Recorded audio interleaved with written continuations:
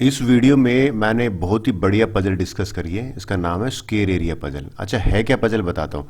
कहता है दो आइडेंटिकल स्क्वायर है, राइट। आइडेंटिकल का मीनिंग है एरिया दोनों का बराबर है। कहते हैं इन दोनों का एरिया बराबर है। एक लेंथ अगर एक्स ले लिए तो एक्स स्क्वायर इसका एरिया हो जाएगा, इसका भी एरिया एक्स स्क्वायर है। कहता है इन दोनों के बराबर का एरिया मिला के एक स्क्वायर बनाइए। एक स्क्वायर बनाइए, इस तरह से बनाइए कि ये जो वाई साइड वाला स्क्वायर है, इसकी जो ये वाई साइड है ये एक्स से बड़ी हो, और जेड साइड वाला जो स्क्वायर है इसकी जो जेड साइड है वो एक्स से छोटी हो। यानी कि इन दोनों का area, sum of these two area equal to sum of these two square area. X Y Z है ना, वो इंटीजर है। इंटीजर का मतलब है फ्रैक्शन नहीं है, नो फ्रैक्शन। सिंपल सा इजी बताता हूं आपको, यहां पे कोई भी वैल्यू फ्रैक्शन में नहीं है। y मैंने बताया कि ये सबसे बड़ा स्क्वायर है, तो बिग y की वैल्यू होगी, x इससे छोटा हो गया और फिर z की वैल्यू होगी। पजल ये है कि आप what is the length of X Y Z, smallest value of X Y Z है, ये आपको बतानी है। यानी कि जो भी पॉसिबल वैल्यू है एक्स वाई जेड की, स्मॉलेस्ट बतानी है आपको।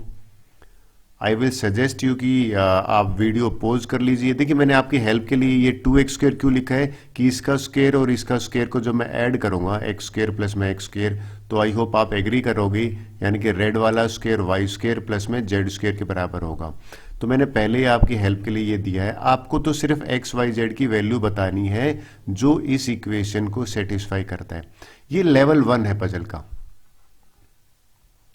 चलिए अब मैं ना आंसर डिस्कस कर लेता हूं इसका। देखिए आंसर में सबसे पहले ये पजल में आपने ध्यान दिया, मैंने 2x² equal to Y square plus Z square दे रखा था ना। अगर आपको स्क्वायर्स याद है ना, कैसे 1 का स्क्वायर आपको याद है 1 होता है, 2 का स्क्वायर अगर आपको याद है 4 होता है, तो आपका आधा काम हो जाएगा। अगर ये टेबल आपके पास है ना, 4 का स्क्वायर यानी कि 16 हो गया, 5 का स्क्वायर यानी कि 25 हो गया, आपको तो मैं कहता हूँ सिंगल डिजिट वाले भी याद है ना, तो भी काम बन जाएगा। ये डबल डिजिट को तो मुझे नहीं लगता आपको जरूरत पड़ेगी। फिर क्वेश्चन अराइज होता है सर करना कैसे है। देखिए सबसे पहले ना हम हिट एंड ट्रायल से लेते हैं। ये मेरी लेफ्ट हैंड साइड है ना, इसमें x इक्वल टू 1 पुट करता हूं। जब मैंने 1 पुट करा तो 2 और x की जगह पे 1 लिया, तो ये तो 2 स्क्वायर आया। तो 2 स्क्वायर तो दो किसी का सम आ ही नहीं रहा, यहां इस टेबल को मैंने रेफर किया।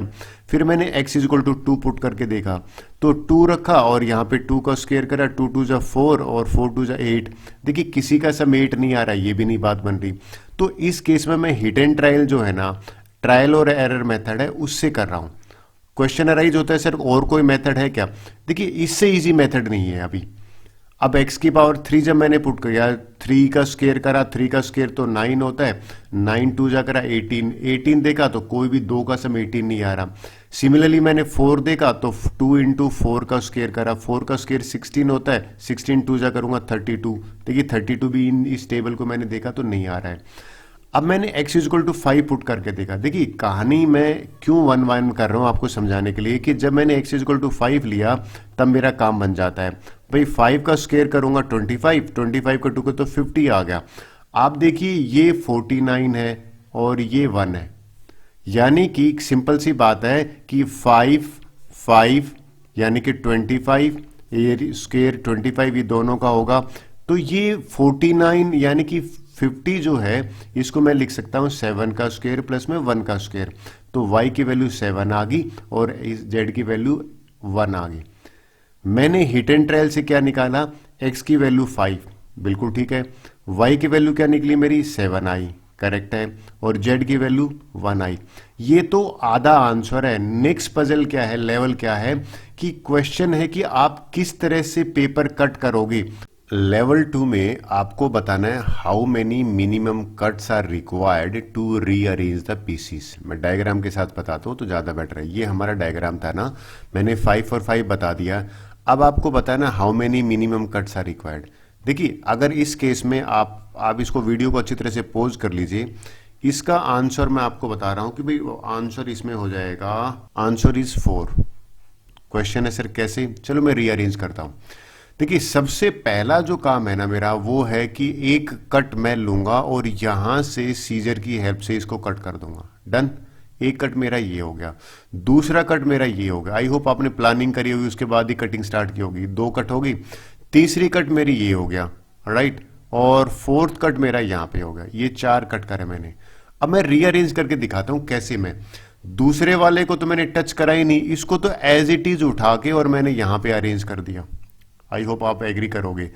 इस वाले में ये जो 2 मतलब मुझे 5 था ना, अब 7 बनाना है, तो इसको लेके आऊंगा और इसको लाने के बाद मैं क्या करूंगा, अरेंज करूंगा इसको इस तरह से कि 5 प्लस में 2 7 वाले बॉक्स में फिट बैठ जाए। देखिए यहाँ पे अगर आप नोट करें तो इस केस में ये 5 था और ये 2 था, तो टोटल 7 बन गया टोटल लेंथ। अच्छा, ये भी 7 है अगर आप नोट करें, क्योंकि बराबर होना ना, तो यहां तक तो 5 है।